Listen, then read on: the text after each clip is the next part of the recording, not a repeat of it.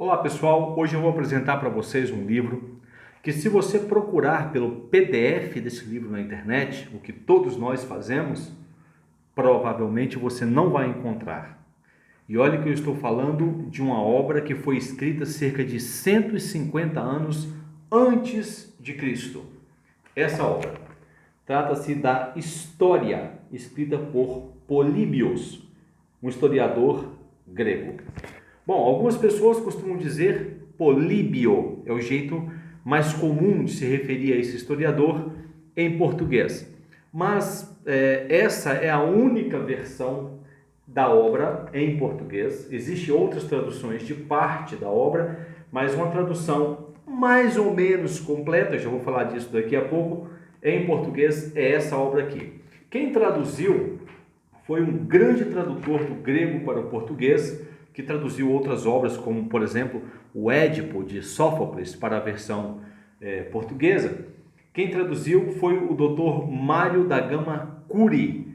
O Mário da Gama Cury era da Universidade UNB, né, Universidade Nacional de Brasília, e uma pessoa dedicada a traduzir obras do grego para português. Logo, essa obra foi escrita em grego cerca de 150 anos antes de Cristo. Qual é a importância dessa obra para os dias de hoje? Eu já explico para você.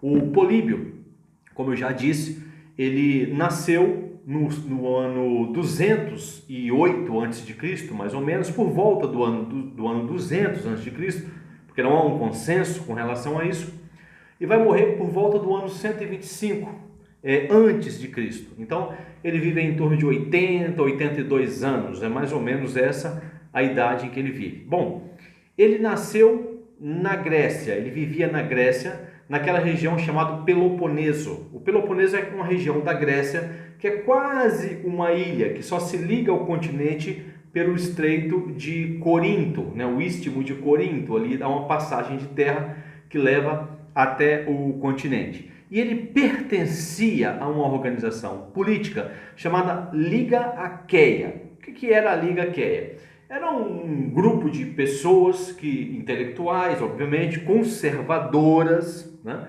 que se organizaram naquela região e tinham como objetivo apoiar algumas guerras e não apoiar outras. Então, quando começava uma guerra, eles analisavam o que estava acontecendo ali e decidiam se apoiariam ou não aquela guerra. Bom, nós estamos falando de um período de tempo em que os romanos estavam aparecendo no cenário, né? Os romanos ainda não eram um grande povo, né? E Políbio, em muitas ocasiões, juntamente com os outros membros da Liga Aqueia, se opuseram aos romanos. Mas, como nós sabemos da história, Roma acabou dominando todo o mundo civilizado daquela época e dominou também a Grécia e também o Peloponeso. E quando dominaram aquela região, algumas pessoas que viviam na Grécia, algumas outras organizações políticas que viviam ali, apoiaram Roma e exigiram que Roma levasse dali prisioneiros alguns príncipes, algumas pessoas importantes da Liga Aqueia, porque aquele povo representava uma oposição para Roma. Então eles deveriam ir prisioneiros, deveriam ir como reféns para Roma. E dentre essas pessoas foi também Políbio, levado como refém para Roma, quando Roma invadiu e dominou o Peloponeso. Bom, só que quando chegou em Roma, isso não está claro aqui, mas em alguns momentos ele fala isso no livro. Políbio logo fez uma amizade muito grande com um general romano chamado Cipião, ou Cipião africano, como ele era chamado. E Cipião era muito jovem ainda, embora já fosse acumulado desse cargo, ele era muito jovem e ele tinha muita dificuldade para falar, para se expressar, para fazer um discurso público, e Políbio era um expert nisso. Logo ele travou uma amizade com o Cipião e Cipião pediu então que Políbio não fosse mandado para o interior da Itália, para onde Roma estava se organizando, mas que ficasse em Roma, na capital. E em troca disso, Políbio se disponibilizou para dar aulas para Cipião, para ensiná-lo a falar em público, a escrever peças e a discutir leis e políticas e filosofia e literatura e um monte de outras coisas. fizeram, portanto, uma grande amizade. E a partir daí, Políbio, mesmo como prisioneiro, passou a acompanhar Cipião nas suas campanhas de expansão de Roma. E à medida que ele foi acompanhando nessas viagens e vendo como é que Roma organizava as suas batalhas, como é que Roma tratava os seus inimigos, como é que Roma se organizava social e politicamente, ele foi escrevendo a história do surgimento da República Romana. Então aí está a importância da história de Políbio, porque narra presencialmente muitos acontecimentos da história do surgimento da República Romana. Você sabe, depois a República vai ser substituída pelo Império Romano. Ele está no período do surgimento e fortalecimento da República. Eu quero falar de algumas coisas rapidamente do livro. Eu sei que não dá para falar da obra toda, porque é muito grande. Essa versão aqui, ela tem 602 páginas, né? Então é uma versão muito grande.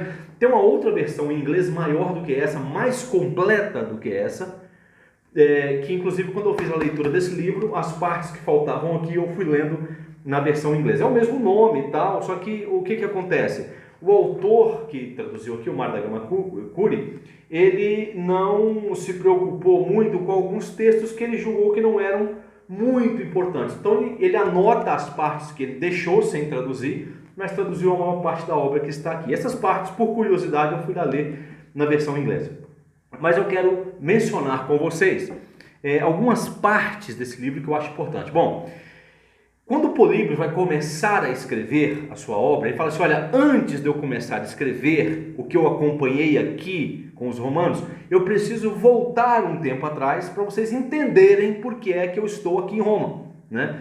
E ele retorna realmente lá no primeiro capítulo, ele vai contar toda a história da Primeira Guerra Púnica, que é quando os romanos dominam a Sicília, né? Ele mostra que os romanos eram um povo que não era um povo assim muito dado à guerra no começo, mas por um acaso precisou defender a sua província, também por acaso acabou se envolvendo numa guerra na Sicília. Nessa guerra também apareceram os cartagineses, que eram o povo africano que dominava todo o Mediterrâneo naquela época, e Roma acaba se envolvendo numa guerra muito longa com os cartagineses, e eles vencem essa guerra finalmente e dominam a Sicília. Nessa parte é muito interessante a gente ver como que os romanos eram desastrados para a navegação. Eles não sabiam navegar. Já o pessoal de Cartago era muito bom, era um povo muito bom na navegação. Dominava o Mediterrâneo por isso. Um dia, no entanto, um grupo de cartagineses esse grupo pensou que era tão bom assim, que com um único navio poderia atacar um grupo grande de embarcações romanas que estava atravessando da Itália para a Sicília. Só que aconteceu que a embarcação dos cartagineses ficou presa no banco de areia, os romanos conseguiram tomar aquela embarcação, levaram aquela embarcação para o continente, e lá eles desmontaram toda aquela embarcação, fizeram engenharia reversa, né? Quem estudou engenharia sabe disso, o que eu estou falando é desmontar uma coisa para ver como ela funciona e montar novamente. E a partir daquela única nau, os romanos fizeram uma grande quantidade de navios, que tinham até 50 remadores nesses navios, e em pouco tempo eles passaram então a dominar o Mediterrâneo, que antes era dominado pelos cartagineses. Bom, essa é uma parte interessante do livro, né? E essa é uma história interessante que ele narra aqui. Depois, no segundo capítulo, ele vai falar da Segunda Guerra Púnica, que é quando os romanos dominam a Espanha, né? E aí é muito legal essa parte, porque conta a história de Aníbal atravessando os Alpes para chegar em Roma. Eles não podiam mais navegar, porque os cartagineses agora não dominavam a Espanha, não podiam navegar pelo Mediterrâneo para chegar até Roma. Então Aníbal organizou de uma forma genial uma expedição que saiu da Espanha, margeou todo o Mediterrâneo, atravessou os Pirineus, atravessou os Alpes e saiu dentro de Roma. E pasmem, não tinha asfalto, não tinha trilhas naquelas montanhas altíssimas e geladas. E Aníbal passou ali não só com os seus soldados, mas também com uma enorme quantidade de elefantes. Ele conseguiu atravessar. E o Políbio conta isso detalhadamente. Segundo ele entrevistou pessoas que estiveram presentes lá, e também analisou alguns documentos e algumas anotações para poder escrever isso. Bom, então ele dá conta disso, de narrar a Primeira Guerra Púnica, quando os romanos dominam a Sicília e o Mediterrâneo, e de narrar a Segunda Guerra Púnica, que é quando os romanos dominam a Espanha, vence Aníbal finalmente e dominam a Espanha. E depois ele passa a contar então das guerras helênicas, né, as batalhas que envolveram os romanos e os gregos no domínio do território grego, inclusive essa em que ele vai para lá preso como um refém. Dada essa explicação do passado, ele vai contar agora as experiências que ele teve com os romanos. Mas, para não demorar muito aqui, para o vídeo não ficar muito longo, eu vou apenas falar do capítulo 6 do livro. Aliás, não é dito bem capítulo, né? Na verdade são livros, né? Ele vai dizendo assim, olha, livro 1, livro 2, é como se fossem vários livros escritos, e os tradutores hoje eles juntam todos esses livros, né, para poder formar, a partir de fragmentos, eles juntam para poder formar a obra. Para vocês terem uma ideia, os 4 primeiros livros ocupam quase a metade ou mais da metade do livro, e os outros, são 40 livros no total, ocupam esse resto aqui. Então esse capítulo 6 aqui, o livro 6, ele é muito interessante, não só para a gente compreender a obra de Políbio, mas para perceber onde é que estão as raízes da nossa política, do nosso direito, da nossa forma de religião, de organização social e de uma série de outras coisas que a gente vive hoje no dia a dia e nem sabe por que faz isso, mas ele explica isso aqui e eu vou dizer para você agora. Bom, ele diz o seguinte, olha, por que é que os romanos... A pergunta que ele quer responder ao longo de toda a obra é o seguinte: o que é que fez com que os romanos, um povo pequeno, insignificante, morando naquela península, naquela bota que é a Itália, o que transformou esse povo num povo tão poderoso que dominou todo o mundo civilizado daquela época? Ele vai dizer o seguinte, olha, uma das razões é o tipo de constituição que os romanos têm. Aí ele começa a dizer o seguinte, olha, lá no passado, ou até agora, existiam 3 formas de governos. Qualquer lugar do mundo que você for, vai dizer Políbio, existem 3 formas de governo. A primeira forma é a monarquia. A segunda forma é a aristocracia. E a terceira forma é a democracia. Ele vai dizer o seguinte, qual é o problema da monarquia? A monarquia surge, diz o Políbio, porque em um determinado momento da história, o homem descobre que ele sozinho não pode sobreviver, então ele tem que se juntar a outras pessoas, né? Ele tem que fazer uma sociedade, é aí que surge então a ideia de sociedade. Só que essa sociedade, para ela existir, ela depende de um líder forte, um cara que seja ético, um cara que seja honesto, um cara que seja um bom líder, né? Que pense no povo como um todo. E aí esse povo se junta então e escolhem para si um rei. Aí surge a monarquia. Só que diz o Políbio que depois esse rei morre, aí vem o filho dele que já não conhece muito bem a história daquele lugar, que morre também, aí vem os netos, os bisnetos, e essa monarquia ela vai se deteriorando em um negócio que ele chama de tirania. Ou seja, quando o rei está pensando nele e na corte, cobrando altos impostos das pessoas e não está mais preocupado com o povo. Só que essa tirania, ela dura por um tempo, mas aí o povo se revolta, o povo não consegue mais viver sob aquela tirania, e aparecem alguns homens éticos, morais, bons na sociedade, que são os príncipes, e esses príncipes então tomam o poder desse monarca, né, que virou um tirano. E surge então a segunda forma de governo, que é a aristocracia, que é o governo dos homens bons, dos homens sábios, dos homens éticos. É um domínio pela força, obviamente, mas é um domínio por pessoas éticas, vai dizer. Só que aí acontece a mesma coisa. Esses príncipes têm filhos, e os filhos desses príncipes morrem, os netos morrem também depois, e a aristocracia, assim como a monarquia se deteriorou em uma tirania, a aristocracia vai se deteriorar em um negócio que ele chama de oligarquia. O que é uma oligarquia? É um grupo de pessoas que dominam todos os recursos do lugar, né? Então, a desigualdade social cresce muito porque quase todo o dinheiro fica com um grupo só, que dominam as terras, o modo de produção e etc. e a outra parte fica na miséria. Então isso são chamadas oligarquias. Só que o povo, com o tempo também, assim como foi lá atrás, o povo não aguenta mais isso, rompe com a oligarquia, e aí surge então a democracia, que é como nós sabemos, é o governo que emana do povo e em favor do povo ele é exercido, não é isso? Ou seja, o povo elege os seus representantes. No Brasil, por exemplo, nós temos o Senado, nós temos a Câmara dos Deputados, né? Nós temos o presidente que é eleito, nós temos o governador do estado que é eleito, temos o prefeito, os vereadores, todas as pessoas são eleitas de acordo com a nossa vontade, né? Então ele diz, aí quando acaba então essa oligarquia, surge a democracia. Mas, assim como a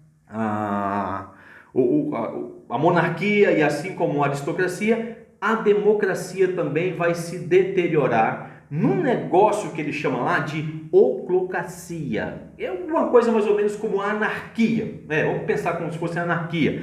É quando os princípios éticos desaparecem, a corrupção aparece, pessoas que não deviam estar no poder estão, pessoas com interesses pessoais viram uma bagunça.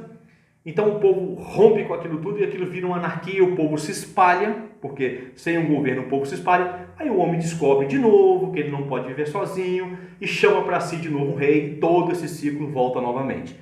Ele chama isso de anaclicose, né? Ou seja, significa que os governos passam por esse ciclo. Só que ele diz o seguinte, Roma é diferente, porque Roma adotou na sua Constituição essas três formas de governo ao mesmo tempo. Então ele vai dizer assim, olha, se você olhar para o Senado, você está vendo a democracia. Se você olhar para os cônsules, você está vendo a aristocracia. E se você olhar para o poder militar de Roma e toda aquela força que Roma tinha quando estava se organizando como república, né, ele vai dizer, ali está a monarquia.